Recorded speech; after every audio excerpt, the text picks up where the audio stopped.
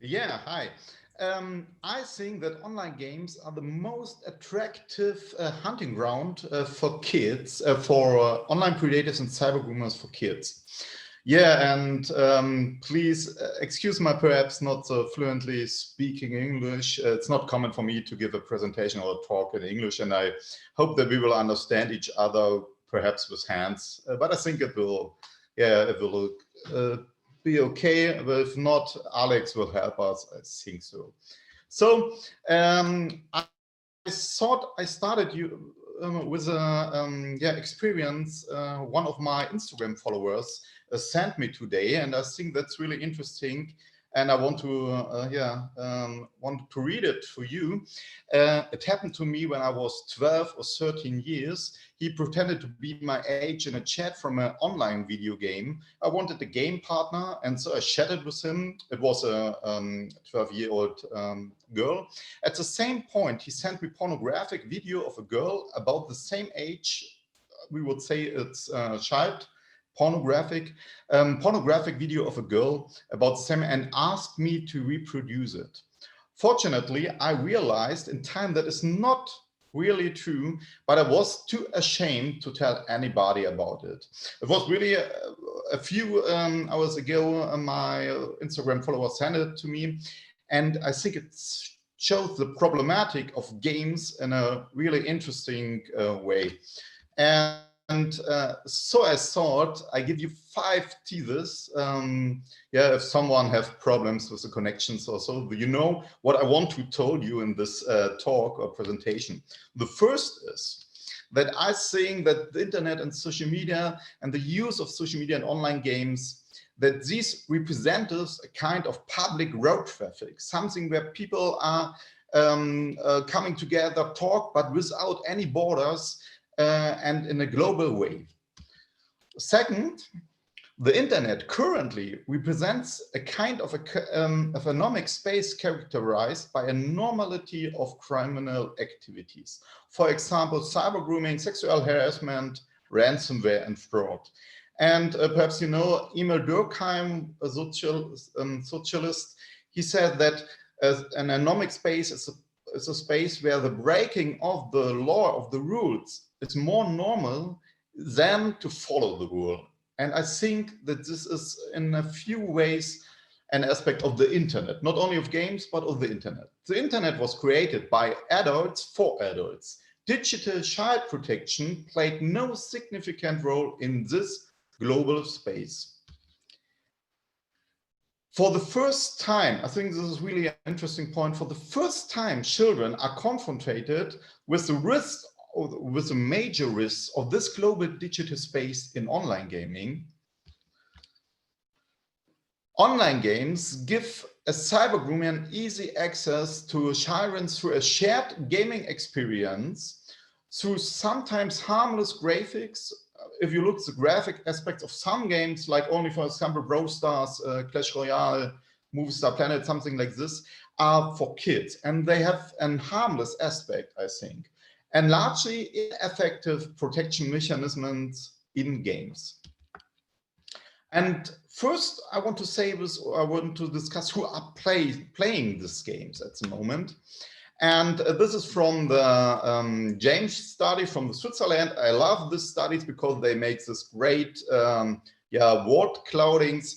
And they asked kids, what are the favorite activities from you if you are alone in Corona time, you know it.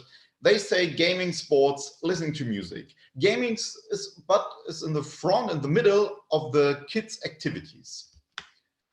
And then they ask, what are the famous popular apps from kids under 12 years? And you know it, it's not really surprising, but YouTube, WhatsApp, Snapchat, Instagram. But if you look a little bit deeper, then you see Brawl Stars, Clash of Clans, Clash Royale, Minecraft, Fortnite, and a lot of games. And yeah, you see on the left side, on the bottom, this Movie Star Planet. I think a lot of people from you know it too. We had a lot of cases from sexual offenders who find their victims over Movie Star Planet. Clash of Clans, it's my own account. You see, I'm a gamer. a passion gamer, and Brawl Stars too. And if you look at the playing numbers from the gamers, you see that we have in Germany around about 34 million gamers, and in Austria it's 45.3 million gamers, and online gamers around about 70% of the gamers. 25 million in German and 4 million in Austria. And if you ask who plays this game, I found statistics from the Game e.V. in Germany, and they say 48% of the gamers are female and 52 are males. And the average age, I think this is really interesting, is that in 2014 in Germany it was 31 years, and at the moment we have 37 years. I think that in a few years the whole society played games. But interesting in this element is that this means that kids are playing with gamers that have an average age of 37 years. Yeah, I think it's right. And so what means cyber grooming in online games?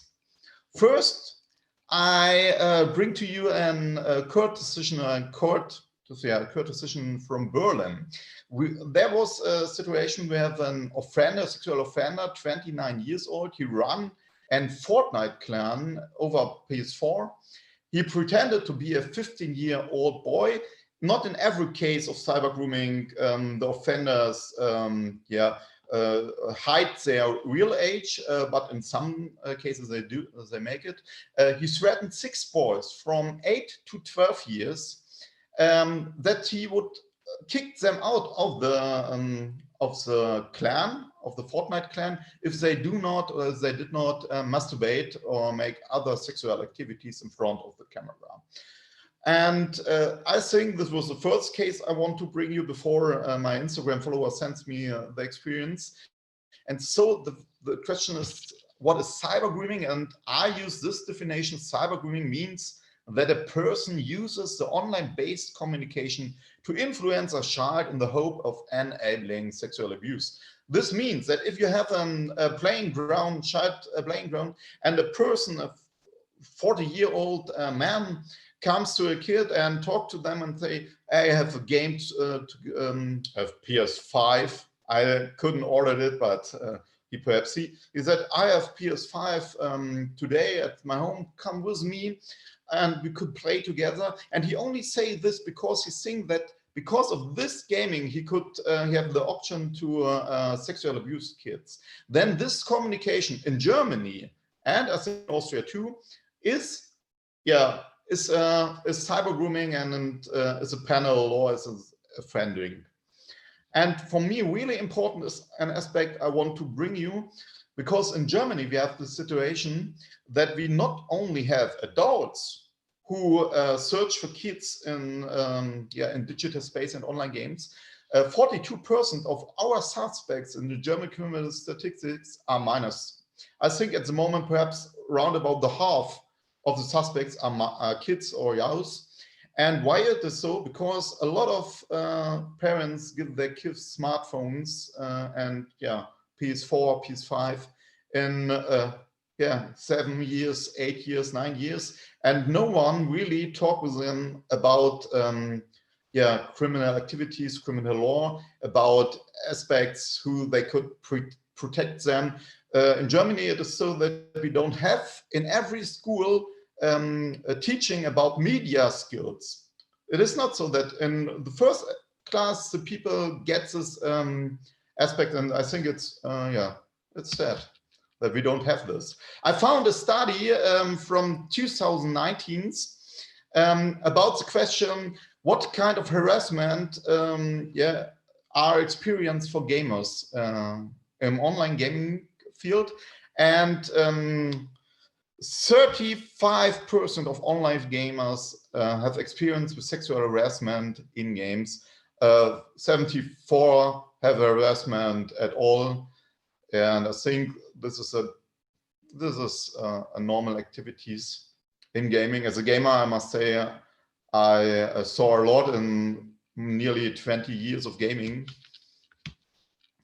And in what way use cyber groomers, online gamers? First, the perpetrators can gain the trust of children by playing together. If you play with someone soccer, if you're soccers, or you make sports with people you don't know, then you build up a trust with them, because only of this gaming, of this together activities.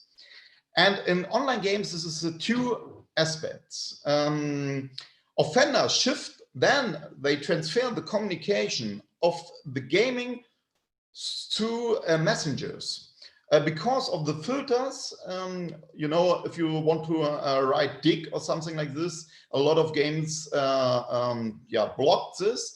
And because of this, they use X, dick, or dicks, and they want to change the word. Because of words and video pics, they transfer the communication to messengers. And on the last part, offenders sexualize then the conversation in this chats, not only in games, but in games too, if they have the opinion there. But you know, a lot of or I don't know a game where you can transfer videos or pictures, and so they uses the messengers, perhaps Discord, something like this, Kik, WhatsApp, Skype, to make the sexual abuse.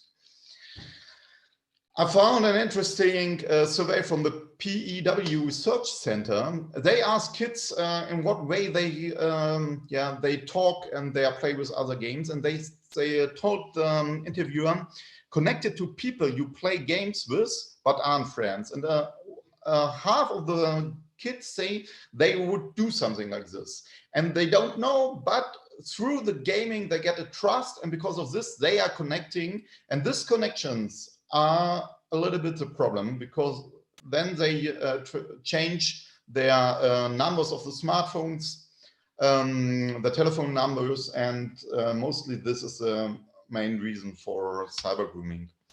I want to show you, I have a lot of examples for sexual harassment and so on in gaming. I only, because of time, show you one. This is from Habbo Hotel. You know, it was famous a few years ago. A lot of aspects and language versions. And he, the gamer, searching pervert girl with WhatsApp, Skype, Kik, or Snapchat. And you see the X is because of the filter mechanism. And this is not the classical cyber grooming, it's more sexual harassment, but it shows you in what way they want to transfer this communication. And for me, in Germany, I think one of the greatest problems are age ratings for me. Because why? I show you a lot of games from the app stores, because a lot of gaming is at the moment is from smartphones, from mobile devices. And all of these games are getting an age rating for kids. For example, Movie Star Planet, we know a case where an offender over 100 kids uses cyber grooming, over Crystal, over Movie Star 100 kids victims. This have an age rating from 0. It means that in Germany, every kids, it is for these kids. Crystal 0, Habbo Hotel 12 years, Brawl Stars, Clash Royale 6 years, Roblox 12 years. I think this is a great problem, because a lot of parents who don't have the knowledge and the experience to help their kids and to give them informations about the risks in these games, they look at these age ratings and they say, oh, it's 0, and 0 is no problem because there's 0. And this, I think, it's a great, or is a problem for me. And then the second part is that a lot of gaming companies, if they have sexual harassment or cyber grooming with kids, I acknowledge that, or I recognize that they say, yeah, but the problem is it is not allowed that kids are using our programs. And because it's not allowed, look at our, I don't know the real word in Germany, AGBs, Euler, I think, as a community guideline, something like this. They say no, it's not allowed for kids to play our games, and because of this, it's not our problem, it's a problem of the parents or the problem of others, but not our problem. I think this is, this is a mistake, because I think the company agencies, they have the possibility to minimize the risks. And then I want to show you something. In my neighborhood, we have a playground where we have a sign, and on the sign there is a hint. It means a playground only for kids under 14 years. It means that people over 14 don't have to play with these kids, because it's normal. If you think that a 30-year-old truck driver from Massachusetts would play with your kids, you don't know, unknown kids, at a normal playground, a children's playground, then I think a lot of people would call the police, because they would ask why this is people, and ask and play with unknown kids, 19-year-old kids. Because we say it's not normal that so much older people playing with kids. In gaming in Germany and in Austria, I think too, it is normal. We say it's okay if some unknown 14-year-old gamer plays with an 18-year-old gamer. I think this is a problem not only for sexual harassment, because Thomas-Gabriel shows us a lot of digital hate crime. In games too, I give presentations about this topic too sometimes. And yeah, because you have the political statements of people who are older, and young people have to recognize this, and they don't know it, because in what way, who wants or who speaks with kids 8 years about what the Third Reich was. I hope you understand what I want to say.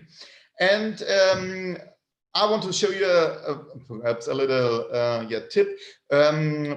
We produce a prevention clip about the risk of cyber grooming in online gaming a few years ago, and I give you the link, and it's with English subtitles. Perhaps it's interesting for you. We don't have the time to look at it, but perhaps it's for you interesting, and I hope that you have understand what I mean. If not, you can every time connect me on Instagram, Twitter, LinkedIn, and we can talk about it.